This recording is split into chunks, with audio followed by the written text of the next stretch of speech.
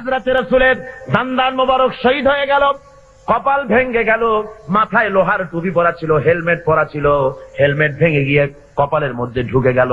নবীজি বেহুশ হয়ে জমিনের উপরে পড়ে গেলেন। হুঁশে যখন এসেছেন, নবীজি তখন কপালের উপরে হাত বুলাইয়া যখন এনেছেন, তাকায় দেখেন হাত দুইটা রক্তে ভরে গেছে। হুজুর তখন বলেন, আহারে, এই জমিনের, এই এলাকার, এই জাতির কল্যাণ কেমন করে হতে পারবে যেই জাতি তার নবীর চেহারা রক্ত দিয়া লাল বানাইয়া দিল। হযরত আলী পানি ঢালেন, হযরতে ফাতেমা রাদিয়াল্লাহু তাআলা আনহা নিজের আঁচল দিয়ে, ওড়না দিয়ে কোন রকম করে রক্ত বন্ধ করার চেষ্টা করেন, কোন রকমই রক্ত বন্ধ হয় না। হাদিস শরীফে এসেছে, এবার হযরত ফাতেমা তিনি চলে গেলেন, আগুন, তিনি খেজুরের বোনাম, খেজুরের পাতা দিয়া বোনানো চাটাই, ওই চাটাই পোড়াইয়া ছাই বানাইয়া হুজুরের কপালের ভিতরে ঢুকাই দিলেন, রক্ত বন্ধ হয়ে গেল। কিন্তু চতুর্দিকে ছড়ায় গেছে আল্লাহর নবী নাই, নবী শহীদ হয়ে গেছেন। মদিনার মানুষেরা পাগলের মতো হয়ে গেল, এতিমের মতো হইয়া দৌড়ানো শুরু করে দিল, দৌড়ানো শুরু করে দিয়েছে। এক বুড়ি শুধু দৌড়ায়। জিজ্ঞেস করেন একজন সাহাবী, দৌড়াও কেন? কয়, ওহুদে যেতেছি। কয়, যায় কোনো লাভ নাই, তোমার যে দুইটা সন্তান জিহাদে এসেছিল দুইটা শহীদ হয়ে গেছে। বুড়ি কান্দে আর বলে, কে শহীদ হয়েছে শুনতে চাই না, ও সাহাবী বরং তাড়াতাড়ি করে বলো আল্লাহর নবী কেমন আছেন। আবার দৌড়ায় আর একজনে বলে, বুড়ি যাও কই? কয়, যাচ্ছি ওহদের ময়দানে। কয়েছে কোনো লাভ নাই, কোনো লাভ নাই, তোমার যে স্বামী এসেছিলেন জিহাদের ময়দানে তিনিও শহীদ হয়ে গেছেন। মেয়ে লোকটি কাঁদে আর বলেন, ও আল্লাহর নবীর সাহাবী, কে শহীদ হয়ে গেছে শুনতে চাই না, বরং তাড়াতাড়ি করে বলো আল্লাহর নবী কেমন আছেন। আরে ওই মেয়ে লোক দৌড়াতে দৌড়াতে সাহাবায়ে কেরাম পরিবেষ্টিত হুজুরের কাছে পৌঁছে গেছেন, যে দেখেন আল্লাহর নবী জিন্দা আছেন।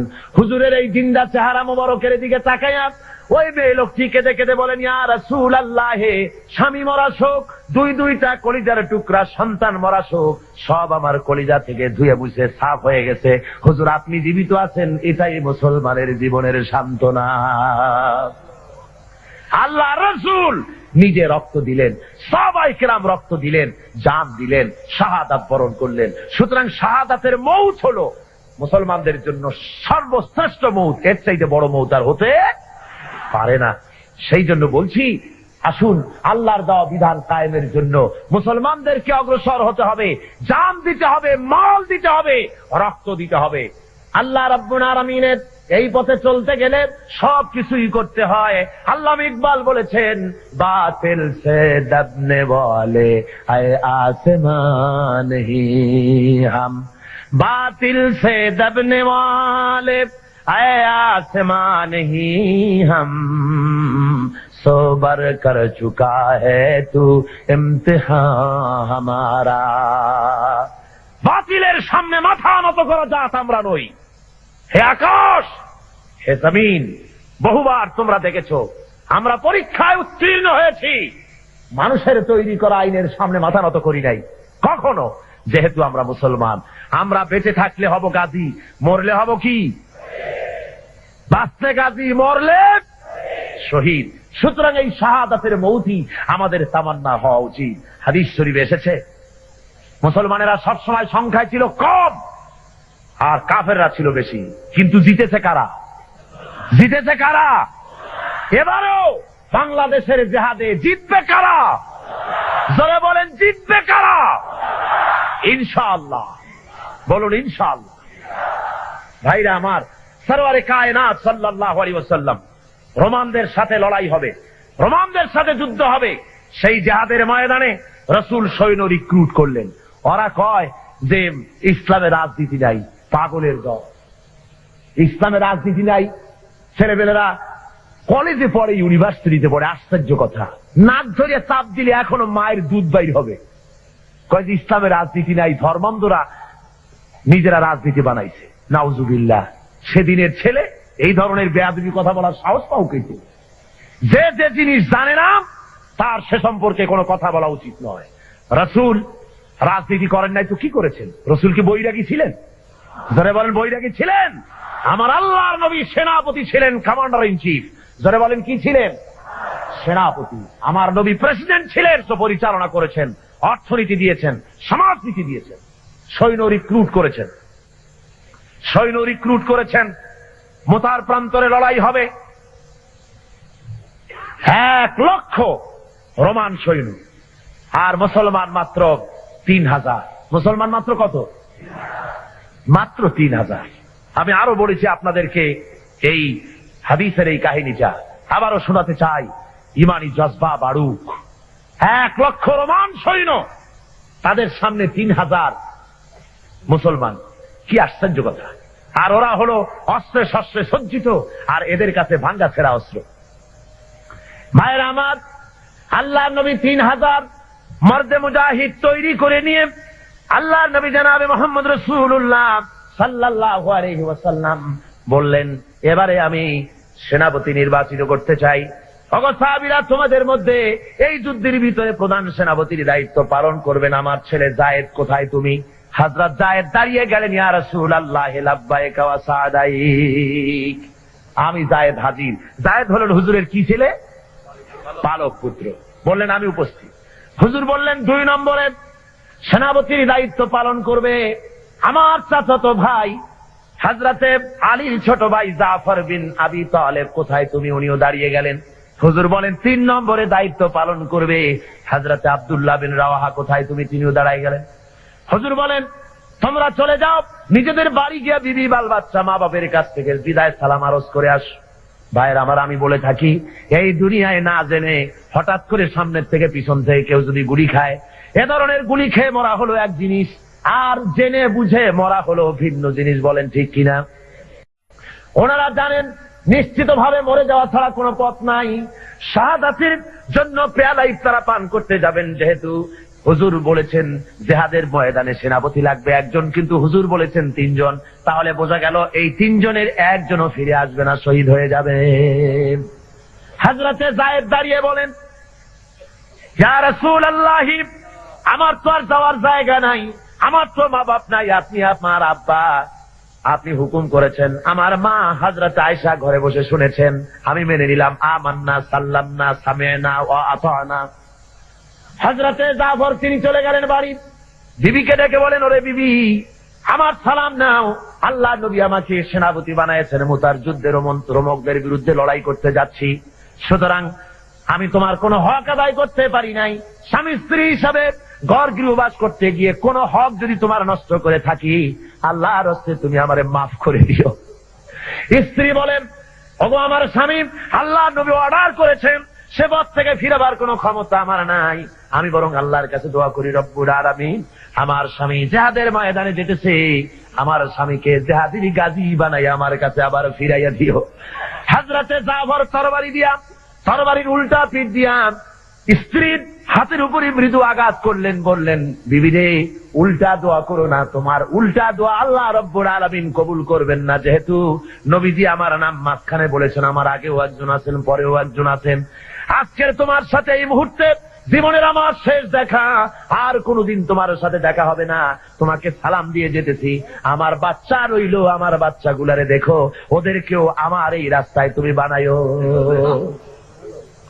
হযরতে জাফর রওনা করলেন। বিবি তড়পাচ্ছে, কাটা কবুতরের মতো বিবি ছটফট করে, আর পিছনে কলিজার টুকরা সন্তানগুলি আব্বা আব্বা বলে পিছনে পিছনে দৌড়ায়। মর্দে মুজাহিদ জাফর পিছনে একবারও তাকায় দেখলেন না, কে কান্দে কে দৌড়ায়। হযরতে আব্দুল্লাহ বিন রাওয়াহা তিনি চলে গেলেন নিজের বাড়ি। ওই দিন ছিল তার বাসর সজ্জা, ওই দিন ছিল তার ফুল সজ্জার রাত, নতুন বিবাহ করেছে, বাসর সজ্জা হবে। ঘরে গিয়ে শোনে বিবি কোরআন তেলাওয়াত করতেছে। হযরতে জাফর বলেন, বিবি রে, আমার সালাম গ্রহণ করো। হযরতে আব্দুল্লাহ বলেন, ও বিবি, আমার সালাম গ্রহণ করো, তুমি কোরআন তেলাওয়াত একটু সময়ের জন্য বন্ধ করো। তোমার সঙ্গে বিয়ে হয়েছে, কিন্তু আমি তোমার কোনো হক আদায় করতে পারি নাই, আমাকে তুমি আল্লাহর হস্তে মাফ করে দিও। নবীজি আমাকে সেনাপতি বানাইছেন জিহাদের ময়দানের জন্য, আমি চললাম জিহাদের মাঠে। বিবি বলে, স্বামী, তুমি জানো আমি এই মদিনার এক সুন্দরী রমণী, আমিও জানি তুমি এই মদিনার সুন্দর সুপুরুষ, কিন্তু একবারও একটু দেখতে পারলাম না প্রাণ ভরিয়া। একটুখানি ঘরের মধ্যে আসো, তোমার চেহারাটা জীবনের মতো একবার দেখে নেই। স্বামী বলেন, আমি ঘরের মধ্যে ঢুকবো না, ঘরের মধ্যে ঢুকতে পরে তোমার প্রতি আমার প্রেমের আকর্ষণ বাড়বে, ভালোবাসা বাড়বে। বিবি বলে, আল্লাহর কসম, প্রেম নিবেদন করব না। ঘরের মধ্যে ঢুকলে বলে শুধু একটি বারের জন্য আমি চেহারাটা দেখে রাখবো, যাতে করে কিয়ামতের দিন আল্লাহর দরবারে অগণিত মানুষের মাঝে তোমারে আমি স্বামী বলে যেন গ্রহণ করে নিতে পারি। হযরতে আব্দুল্লাহ বলেন, ওগো প্রাণের স্ত্রী, যদি তাই হয় সেজন্য আমাকে দেখার কোনো দরকার নাই। আমি শহীদ হওয়ার পর যদি তুমি ধৈর্য ধারণ করে থাকো, তাহলে আল্লাহ রাব্বুল আলামিন কিয়ামতের ময়দানে তোমাকে আমাকে স্বামী স্ত্রী হিসাবে পরিচয় করাইয়া দিবেন। তিনজন চলে গেলেন, 3000 সৈন্য নিয়ে চলে গেলেন তারা মুতার প্রান্তরে। 1 লক্ষ রোমান সৈন্যদের বিরুদ্ধে লড়া হলো। লড়তে লড়তে ময়দানে দেখা গেল মুসলমানেরা, হযরত যায়েদ মুসলমানদের ভিতর থেকে শাহাদাত বরণ করলেন, অনেক কাফের মারা গেল। এবার হযরতে জাফর ঝান্ডা হাতে নিয়ে সামনে অগ্রসর হতেছেন। কাফেরেরা হযরত জাফরকে ঘিরে ফেলেছে। হযরতে জাফরের বাম হাতে কোপ মেরেছে, হযরত জাফর ডান হাতে ঝান্ডা নিলেন, ডান হাতে কোপ মেরেছে। এবার দুটো হাত ঝুলে পড়লো, কাটা দুইটা হাত দিয়া ইসলামের ঝান্ডা বুকের সাথে জড়াইয়া ধরিয়া পাশের সাহাবীকে দেখে বলে, আল্লাহর নবীর সাহাবী, নবীজিকে আমার বিদায় সালাম বলে দিও, আর নবীকে বলে দিও আল্লাহ নবীর হুকুম মোতাবেক ইসলামের পতাকা যতক্ষণ পর্যন্ত শরীরের মধ্যে রুহু ছিল আমি পতাকা মাটিতে পড়তে দেই নাই। আমার মনে হয় আমি শহীদ হয়ে যাব, যেহেতু আমার নাকের মধ্যে এখন আমি আল্লাহ পাকের জান্নাতের সুঘ্রাণ পেতেছি।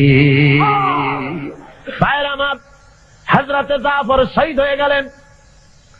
এরপরে হযরতে জাফর শহীদ হওয়ার পর হযরত আব্দুল্লাহ এবং হযরত আবু উবায়দা দুইজনে এলেন এই পতাকা ধারণ করার জন্য। কয় আমরা গেলাম পতাকা আনতে, দূর থেকে দেখি পতাকা উঠতেছে, মনে মনে ভাবলাম এই পতাকা কে উড়ায়, কে ওখানে, আমাদের আগে কে গেল। যায়া দেখি হযরতে জাফরের হাত পাও গুলো ওরা কেটে ফেলেছে কাফেরেরা। ডান হাত কেটে একদিকে ফেলেছে, বাম হাত আর একদিকে, 2 পা কেটে 2 দিকে ফেলে দিয়েছে, দেহটা একদিকে ফেলে দিয়েছে, আর শুধু মাথা শুধু কল্লাম একদিকে পড়ে থেকে ইসলামের পতাকা কামড়াইয়া ধইরা উঁচা করে রেখে দিয়েছেন। ভাইরা আমার, হযরতে আবু উবায়দা বলেন, আমি হযরতে জাফরের মাথা, পা, হাত এবং দেহ সব এক জায়গায় করে পায়ের তালু থেকে শুরু করে পেছানি পর্যন্ত চুমা খাইলাম, কাফনের কাপড় পরাইয়া দাফন করে দিলাম রক্ত মাখা শরীর নিয়া। যেহেতু যারা শহীদ হয়ে যায় তাদেরকে গোসল করানো হয় না। অমিয়া শহীদ হওয়া বড় সোজা ব্যাপার না, কঠিন ব্যাপার। শাহাদাতের মউত এত বরকতপূর্ণ মউত, রক্ত মাখা জামা গায়ে দিয়া, জুতা জামা যা থাকে ওই অবস্থায় তাকে কবরের মধ্যে শোয়াই দেওয়া হয়, গোসল দেওয়ানো হয় না। যেহেতু কবি বলেছেন, বামা হাসার গার খোদা পুরসিদ বাগুয়াম দার জবাবে ও শহীদে খঞ্জরে ইশকাত গওয়াহি আকাফুন্দারাম। কিয়ামতের দিন আল্লাহ রাব্বুল আলামিন যখন জিজ্ঞেস করবেন শহীদদেরকে, বান্দারে তুই আমার জন্য দুনিয়ায় কি করেছিস? শহীদ বলবে, খোদা গো কিছুই করতে পারি নাই, কিছুই করতে পারি নাই, তোমার দিনকে জমিনে কায়েমের জন্য কথা বলেছি, লড়াই করেছি, ওই অপরাধে কাফের বেঈমানেরা আমাকে মেরেছে, ওই রক্তওয়ালা চিহ্ন নিয়ে আজ তোমার দরবারে হাজির। আল্লাহ রাব্বুল আলামিন বলবেন, শহীদ রে তুই জীবনের মায়া করলি না, বিবি বাল বাচ্চারা মায়া করো নাই, আমার জন্য তুই জীবন দিয়া দিলি, তোরে আজ আমি কোনো হিসাব নিব না, বিনা হিসাবে আমার বেহেশতে চলে যা। ভাইরা আমার, হযরতে জাফর কবরকে কবরে রাখা হলো। হযরতে আবু উবায়দা বলেন, স্বপ্নের ভিতরে আমি দেখি, রাত্রে ঘুমাইয়াম, স্বপ্নে দেখি হযরতে জাফর বেহেশতের মধ্যে ফেরেশতাদের সঙ্গে উড়ে বেড়াতেছে। আমি জিজ্ঞাসা করলাম, জাফর রে, আল্লাহ রাব্বুল আলামিন তোমার সাথে কি ব্যবহার করেছেন? হযরতে জাফর বলেন, ওরে আবু উবায়দা, আল্লাহ আমাকে জান্নাতের সব নাজ ও নিয়ামত দান করে আমাকে বলেছেন, জাফর তুই আমার কাছে আর কি চাস?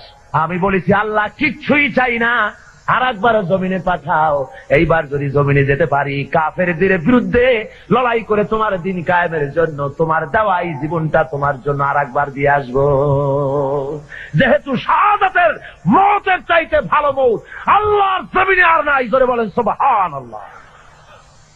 শাহাদাতের মওতের তামান্না যদি কারো না থাকে, হাদিস শরীফে এসেছে, যদি জিহাদের তামান্না, জিহাদের ইচ্ছা, বাসনা কারো মনের মধ্যে না থাকে, মৌত হবে মুনাফিকির মৌত। কিসের মৌত হবে? মুনাফিকির মৌত। সুবহানাল্লাহ। মিশকাত শরীফের হাদিসে এসছে, একবার হুজুর সাল্লাল্লাহু আলাইহি ওয়াসাল্লাম এক জানাজায় হাজির হয়েছেন। হযরত ওমর রাদিয়াল্লাহু তাআলা আনহু বলছেন, হুজুর আপনি এই লোকটার জানাজা পড়বেন? এই লোকটা ইসলামের ব্যাপারে এই ক্ষতি করেছে, এই করেছে, সেই করেছে, নানান কথা উনি তুললেন। হুজুর উপস্থিত জনতাকে জিজ্ঞেস করলেন, ওই মিয়ারা, এই লোকটা সম্পর্কে তোমাদের কোনো ভালো কাজের রিপোর্ট আছে, জানো কিছু? কেউ কিছু কয় না। একজনে দাঁড়ায় কয়, হুজুর আমার কাছে একটা রিপোর্ট আছে। কি? কয় যে একবার আমি দেখেছি একটা ইসলামের মুজাহিদ দল জিহাদ করে রাত্রে এক জায়গায় তাবু গেড়ে তারা বিশ্রাম আরাম করতেছিলেন, আর আমি এই লোকটাকে দেখেছি সারা রাত দাঁড়িয়ে দাঁড়িয়ে মুজাহিদদেরকে পাহারা দিয়েছে, যাতে করে এই মুজাহিদদের কারো কেউ অত্যাচার করতে না পারে, রাত্রে আক্রান্ত না হতে পারে, সেই জন্য সারা রাত এই লোকটা দাঁড়ায় দাঁড়ায় পাহারা দিতে আমি দেখেছি। হুজুর জানাজা পড়লেন, মিশকাত শরীফের হাদিস। হুজুর জানাজা নিজে পড়লেন, জানাজা পড়ে কবরের মধ্যে রেখে আল্লাহর নবী বলেন, ও কবরওয়ালা, তোমার সাথীরা তোমাকে বলে জাহান্নামী, আর আমি নবী মুহাম্মদ রাসূলুল্লাহ সাল্লাল্লাহু আলাইহি ওয়াসাল্লাম সাক্ষী দিতেছি বেশক তুমি আল্লাহর জান্নাতি।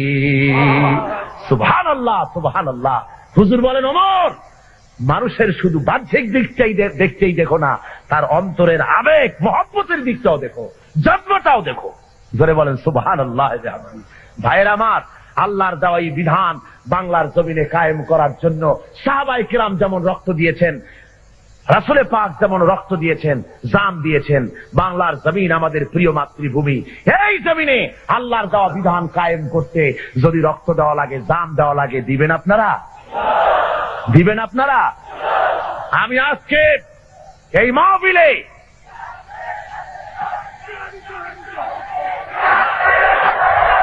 আমি আপনাদের বলতে চাই, বাংলাদেশে আল্লাহ যদি মেহেরবানি করেন ইলেকশন আসতে পারে, পারে না? পারে কিনা? আল্লাহ মেহেরবানি করলে ইলেকশন আসবে, কিন্তু সেই ইলেকশন আসলে পরে গণতান্ত্রিক পদ্ধতিতে আল্লাহর দ্বীন কায়েম হওয়ার পথ আছে, সুযোগ আছে। যে কোন আদর্শকে সফলতার শীর্ষে পৌঁছে দেওয়ার জন্য দুইটা পথ, একটা বিপ্লব আর একটা হলো গণতন্ত্র। বিপ্লবের পথ রক্ত পিচ্ছিল, আর গণতন্ত্রের পথ সহজ এবং সাবলীল। আমাদের দেশে গণতন্ত্রের পরিবেশ আছে, আছে না? গণতন্ত্রের পরিবেশ আছে। এই গণতান্ত্রিক পরিবেশে যদি গণতন্ত্র আসে, ইলেকশন যদি হয়, তাহলে এবারের ভোটগুলি যাবে কোথায়? কাদের কাছে যাবে? ধরে বলেন, ইসলামের কাদের কাছে দিবেন? কিন্তু বসন্তের কোকিল আছে এক রকমের। বসন্তের কোকিল চেনেন? নাম শুনছেন, চেনেন না? বসন্তের কোকিল কারে বলে? সারা বছরে খোঁজ নাই, বসন্তের সময় কু কু করে, ঠিক কিনা? ইলেকশন আসতে পরে এক শ্রেণীর হুজুর আসবেন, সারা বছর রাজনৈতিক ময়দানে নাই, জেলে নাই, জরিমানায় নাই, কোথাও নাই। অত দলীয় মোর্চা, অত দলীয় নেতা, লোক নাই, জন নাই, এসে পাগড়ি মাথায় দিয়ে বলবে ইসলাম গেল, আসুন আপনারা সবাই ভোট দিয়ে আমারে প্রেসিডেন্ট বানায় দেন। এরকম হুজুর, এ ধরনের পীর সাহেব, এ ধরনের কোন মৌলানা সাহেব দাঁড়ায় যেতে পারে, আমারে ভোট দেন। এখন বলেন, যে লোকটার কোনো অফিস নাই, লোক নাই, কর্মী নাই, কিছু নাই, ইলেকশনের জন্য দাঁড়াইলো, আপনি বরকতের জন্য ভোট দিলেন, ইসলামের ভালো হবে না ক্ষতি হবে? জনে বলেন কি হবে? এই নেতা তো হুজুর সাল্লাল্লাহু আলাইহি ওয়াসাল্লামকে বানাইতে চাইছিল আবু জেহেল। নেতারা বানাইতে চাইছিল, হুজুরকে নেতৃত্ব দিতে চাইছিল না? হুজুর নেতৃত্ব নিয়েছিলেন? কেন নেন নাই? হুজুর বুঝেছিলেন এখন যদি আমি প্রেসিডেন্ট হই, তাহলে আবু জেহেল হবে কি প্রধানমন্ত্রী, ইসলামের সর্বনাশ হয়ে যাবে। লোক বানাইছেন 13 বছর বসে। সুতরাং ওই সমস্ত লোক ইলেকশনের সময় ময়দানে আসবে, যাদের লোক নাই, জন নাই, অফিস নাই, সারা দেশে কেউ নাই, ঢাল নাই, তরবারি নাই, নিদিনাম সর্দার। ইসলাম গেল, তাড়াতাড়ি ভোট দাও। লোকেরা মনে করলো হুজুরে ভোট দিয়ে একটুখানি সওয়াব কামাই করি, হুজুরে ভোট দিলেন, কয়েকজন হুজুর মৌলানা সাহেব গেলেন ইলেকশনে পার হইয়া, সারা দেশে কোনো কর্মী নাই তাদের, পার হয়ে গেলেন। বলেন, বঙ্গভবনে যায় যদি খতমে খাজেগান পড়েন, তাহলে অর্থনৈতিক দুরবস্থা দূর হবে? খতমে তাসমিয়া যদি পড়ে, খতমে নারিয়া, মিলাদ শরীফ বারবার যদি পড়ে পার্লামেন্টে, তাতে কি বালা মুসিবত, দেশের অর্থনীতি, সমাজনীতির মুসিবত কি কমবে? কমবে না, বরং সেখানে আপনাকে এই কাজ থেকে আপনাকে বিরত থাকতে হবে, দেখতে হবে কারা দাঁড়িয়েছে। অনেকে আমাকে বলেন, হুজুর বলেন তো ইসলামের কথা, কিন্তু দল তো অনেক, কোন দলে যাব? ইসলামের নামে কত দল, কোন দলে যাব? আমি জিজ্ঞেস করি, দল বলতে বুঝেনটা কি? দল মানে কি? বেবি ট্যাক্সি মার্কা দল, টেম্পু মার্কা দল, রিক্সা মার্কা দল, একটা ড্রাইভার, তারপর পিছনে 2টা প্যাসেঞ্জার, অর্থাৎ একজন প্রেসিডেন্ট, একজন সেক্রেটারি, একজন ট্রেজারার, একজন ক্যাশিয়ার, বাস এই তিনজনের পার্টি। সারা দেশে অফিস নাই, লোক নাই, জোন নাই, এগুলো দল হইল? জনে বলেন এগুলি দল হলো? অমুক ইসলাম তমুক ইসলাম দিল একটা নাম দিয়ে জনমের মতো ইলেকশন আসলে পরে প্রেসিডেন্টের কাছ থেকে, সরকারের কাছের থেকে টাকা খাইয়া ইলেকশনের জন্য দাঁড়ায় যায় পাগল ছাগল। ঠিক কিনা কন? জনে বলেন সত্য কিনা? আমি বলি মিয়া, দল যদি দেখতে হয়, অনেকে বলে যে কোন দলে যাব, তা আমি বলি যে বাজারে যখন ইলিশ মাছ কিনতে যান, ইলিশ মাছ কি শুধু এক দোকানে পাওয়া যায় না অনেক দোকানে পাওয়া যায়? তো আপনি অনেক দোকানে ইলিশ আছে বলে বাড়ি দিয়ে বলেন নাকি বউকে যে বাজারে তো গেছিলাম মাছ কিনতে, কিন্তু ইলিশ পাওয়া যায় বহু দোকানে, রাগ করে কোনো দোকান দিয়ে কিনি নেই। এটা কথা হলো? বরং আপনি কিনবেন ইলিশ টাটকা এবং পচা না, এরকম দেখে যার দোকানে পাওয়া যায় সেইটাই কিনবেন। ঠিক কিনা? দল আপনাকে অবশ্যই করতে হবে। কোনটা করবেন সে আকল আপনাকে আল্লাহ দিয়েছেন। দল বলা হয় তাদেরকেই, ইসলামী দল দাবি করতে তারাই পারে যাদের কর্মী বাহিনী ছড়িয়ে আছে রাজধানী থেকে শুরু করে প্রত্যন্ত অঞ্চল পর্যন্ত। ঠিক কিনা কন? যারা ছাত্রদের ভিতরে কাজ করে, ইসলামের আওয়াজ তুলেছে ছাত্রদের ভিতরে, আওয়াজ তুলেছে শ্রমিকদের মধ্যে, আওয়াজ তুলেছে নারীদের মধ্যে, আওয়াজ তুলেছে অমুসলিমদের মধ্যে, আওয়াজ তুলেছে কল কারখানা, সেক্রেটারিয়েট, বঙ্গভবন, ক্যান্টনমেন্ট, সর্বত্র ইসলামের আওয়াজ তুলেছে। আর মানুষের চিন্তা শক্তির পরিশুদ্ধির জন্য অগণিত ইসলামী সাহিত্যের ভান্ডার, সাহিত্য সম্ভার দিয়ে গোটা দেশকে ছেয়ে ফেলেছে। তার নাম ইসলামী আন্দোলন। জোরে বলেন ঠিক কিনা? এই আন্দোলন কোনটি তা বোঝার মতো আকল আপনাদের থাকা উচিত, এবং সেই দলে শরীক হয়ে আল্লাহর দেওয়া বিধান বাংলার জমিনে প্রতিষ্ঠা করার দৃঢ় শপথে উজ্জীবিত হতে হবে। আজকের মুসলমানদেরকে রাজি আছেন? জোরে বলেন রাজি আছেন? তাহলে আজ এই মাহফিলে NSI, IB, SB, DFI, army intelligence, গভর্নমেন্টের গোয়েন্দা বিভাগের কেরামন কাতিবিন ভাইরা সব আছেন। ঠিক কিনা? সব আছে। কিন্তু দুর্ভাগ্য, জাতীয় পত্রিকার সাংবাদিকগুলি আসেন না। ওই 2000-2500 লোকের বিশাল জনসভায় হাজির, ছবি টবি সব ঠিক মতো দেওয়া যায়, এটা দেওয়া যায় না। তার কারণ হলো এখানে যেসব কথা বলা হয় তা তাদের কিছুটা অসুবিধা। আমরা দোয়া করব আল্লাহ যেন এই অসুবিধা তাদের কাটায় ওঠার তৌফিক দেন। জোরে বলেন আমিন। এই বিশাল জনসমুদ্র, গভর্নমেন্টের আইবি দেখে রাখো, এসবি, ডিএফআই দেখে রাখুন। এই বিশাল জনতা কি চায়? এই দেশের বুকে যারা ইসলাম চান, কোরআন ও সুন্নাহর আইন যারা চান, শুধুমাত্র সেই মুমিনেরা হাত তুলবেন, আর কেউ না। কোন মুনাফিক হাত তুলবেন না, এখন না। কোন মুনাফিক হাত তুলবেন না, আল্লাহর কাছে দায়ী হয়ে যাবেন। যারা চান বাংলার জমিনে দিন কায়েম হোক এবং বসে থাকবেন না, ইসলামী আন্দোলনে শরীক হবেন আজকের থেকে, সেই সব মুমিনেরা হাত তুলবেন। একটা স্লোগান দিবেন এমন যে স্লোগান দিল্লির উপর থেকে মদিনা মুনাওয়ারা হয়ে আরশে আজিমে চলে যায়। পারবেন? কেউ মনে করবেন না আমি গভর্নমেন্ট হাই অফিসিয়াল, আমি একজন গভর্নমেন্টের বড় অফিসার, আমি যদি হা করে আল্লাহু আকবার বলি তাহলে আমার প্রেস্টিজ হ্যাম্পার করবে। থামুন, কোন মৌলানা সাহেব মনে করবেন না, থামো, কোন মৌলানা সাহেব মনে করবেন না আমি যদি হা করে তাকবীর দেই তাহলে আমার প্রেস্টিজ কনসার্ন হবে। এ ধরনের অসুবিধা হবে কারো? আলেম, পীর, বুজুর্গ, অফিসার, শিক্ষক, ছাত্র, শ্রমিক, মেহনতি জনতা, সমস্ত মানুষ এক মুহূর্তের ভিতরে গায়ের সমস্ত শক্তি গলার কাছে নিয়ে আসেন।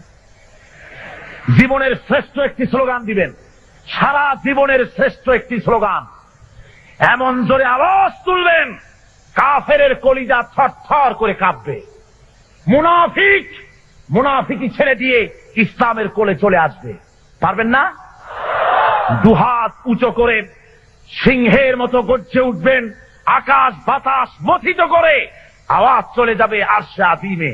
জোরে সরে দুহাত উঁচু করে সমগ্র শক্তি নিয়ে বলেন নারে তাকবীর, আরো জোরে নারে তাকবীর। দিন ইসলাম, দিন ইসলাম, বাংলাদেশ, বাংলাদেশ, কোরআন হাদিস, কোরআন হাদিস, ইসলামী সমাজ ব্যবস্থা,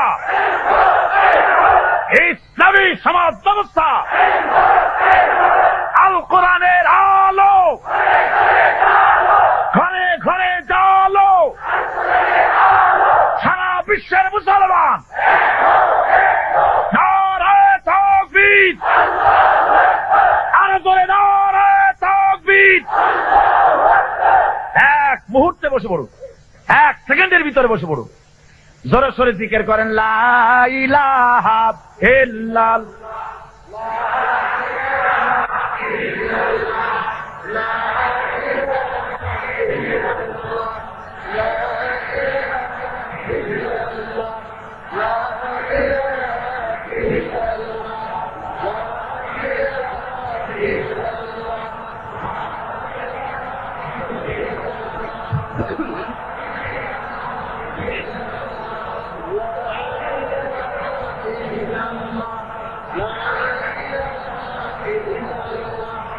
লা ইলাহা ইল্লাল্লাহু মুহাম্মাদুর রাসূলুল্লাহ। ভাইরা আমার, আল্লাহর দেওয়া বিধান জমিনের উপরে কায়েমের জন্য আমাদেরকে এগিয়ে আসতে হবে। মোনাজাত আর বেশি দেরি হবে না, অল্প সময়ের মধ্যে মোনাজাত করে দেব, যেহেতু বহু দূর দারাজ থেকে লোকেরা এসেছেন। রাত আজকে বেশি করা হবে না, আপনারা দাঁড়ানো মানুষেরা বসে পড়বেন। আল্লাহর দেওয়া এই বিধানকে বাংলার জমিনে কায়েম করার জন্য আমরা সকলে ঐক্যবদ্ধ হব এবং কিছু কথা বলবো, অত্যন্ত জরুরি যে কথাগুলি আপনাদের শুনতে হবে। চট্টগ্রাম হলো, এই চট্টগ্রামের নাম ইসলামাবাদ। এটার নাম কি? জোরে বলুন। ইসলামাবাদ হিসাবে আল্লাহ যেন এটাকে কবুল করেন, জোরে বলেন আমিন। আমি একে উঠবে না, বসুন। এটা হলো, এর নাম ইসলামাবাদ। এই ইসলামাবাদের জমিনে বাংলাদেশে সর্বপ্রথম স্বাধীনতার পতাকা উঠেছে। এইখানে স্বাধীনতার পতাকা কোথায় উঠেছে? ধরে বলেন কোথায়? স্বাধীনতার পতাকা উঠেছে সর্বপ্রথম যেখানে ইসলামের পতাকা উঠবে সর্বপ্রথম সেখানে। ধরে বলেন ইনশাআল্লাহ। আজ আমাদের দেশে আমাদের বর্তমান সরকার, আমাদের বলতে হয়, সরকারের কাছে দাবি জানাচ্ছি, আমাদের ছেলেগুলিকে খারাপ বানাবেন না। আমাদের ছেলেগুলি খারাপ বানা দেওয়া হচ্ছে না, বলুন। ছেলেগুলিকে খারাপ বানিয়ে দেওয়া হচ্ছে। আমাদের ইউনিভার্সিটিগুলি সর্বনাশ করে দেওয়া হলো। ইউনিভার্সিটিগুলিতে অস্ত্র আমদানি করা হয়েছে।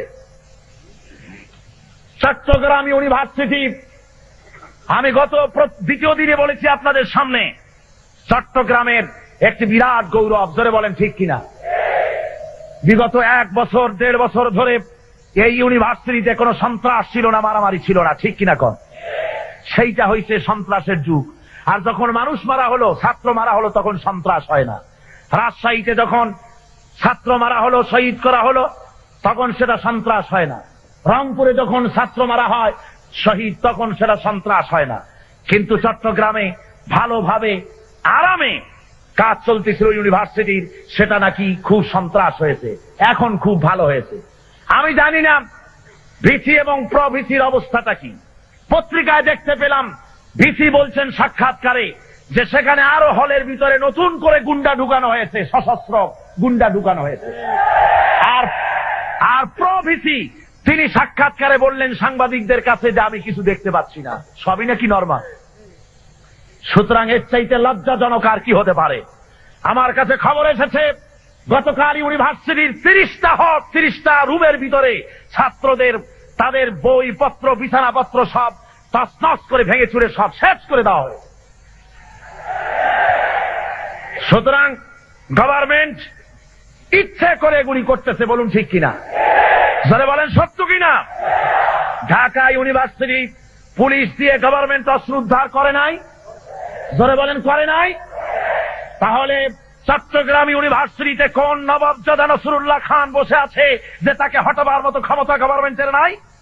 যদি গভর্নমেন্টের না থাকে ক্ষমতা, তাহলে এমন নপুংসক অবৈধ সরকারকে 1 মুহূর্ত ক্ষমতায় থাকার আর অধিকার নাই।